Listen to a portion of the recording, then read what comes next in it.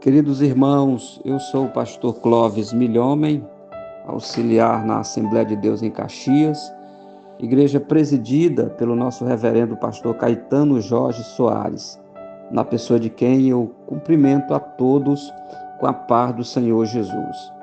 Louvo a Deus pela coordenação do Departamento de Educação da Assembleia de Deus em Caxias, na pessoa do seu coordenador pastor Yamacel. Hoje, quarta-feira, 4 de junho, faremos o devocional do nosso culto doméstico, baseado na leitura diária da nossa lição bíblica, que tem como tema a promessa do Espírito. O textuário está no Evangelho conforme escreveu João, capítulo 20, versículo 22. E, havendo dito isso, assoprou sobre eles e disse-lhes: recebei o Espírito Santo. Verdade prática: a promessa do Pai não se restringe a um grupo particular ou a um período específico, mas inclui todos aqueles que se arrependem e creem no Evangelho. A leitura diária para hoje está em Romanos 8, versículo 9 ao 14, que diz assim: vós, porém, não estais na carne, mas no Espírito, se de fato o Espírito de Deus habita em vós. E se alguém não tem o Espírito de Cristo, esse tal não é dele. Se, porém, Cristo está em vós, o corpo, na verdade, está morto por causa do pecado, mas o Espírito é vida por causa da justiça. Se habita em vós o Espírito daquele que ressuscitou a Jesus dentre os mortos, esse mesmo que ressuscitou a Cristo Jesus dentre os mortos vivificará também o vosso corpo mortal, por meio do seu Espírito que em vós habita. Assim, pois, irmãos, somos devedores não à carne, como se estivéssemos obrigados a viver segundo a carne. Porque, se viverdes segundo a carne, caminhais para a morte, mas, se pelo Espírito mortificardes os feitos do corpo, certamente vivereis. Pois todos os que são guiados pelo Espírito de Deus são filhos de Deus.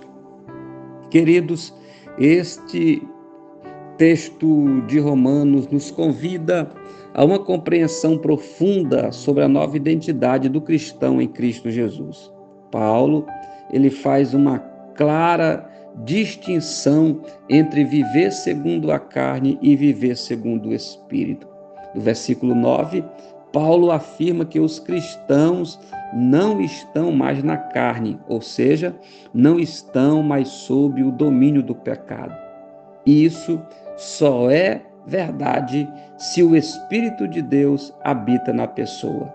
O Espírito de Cristo é a evidência de pertencermos a Ele. O versículo 10 e 11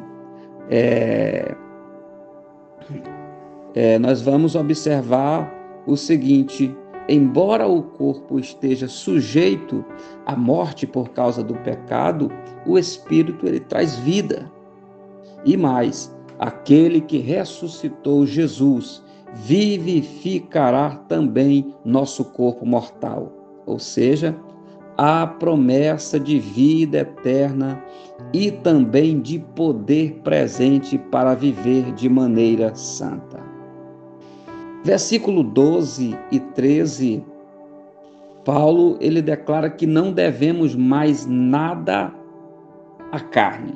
Antes, pelo Espírito somos chamados a mortificar os feitos do corpo. Isso fala de uma luta diária. Negar os impulsos do pecado e viver pela força do Espírito. Finalmente, o versículo 14 Paulo, ele vai dizer o seguinte: os que são guiados pelo Espírito de Deus são filhos de Deus. A verdadeira filiação espiritual se manifesta não apenas por palavras, mas por uma vida dirigida, transformada e conduzida pelo Espírito Santo de Deus. Neste domingo próximo, teremos a nossa EBD em todas as congregações da Assembleia de Deus em Caxias e convidamos a todos para se fazerem presentes. Será uma grande bênção. Que a graça do Senhor Jesus, o amor de Deus nosso Pai, a comunhão e a consolação do Espírito Santo estejam com todos, agora e sempre. Amém.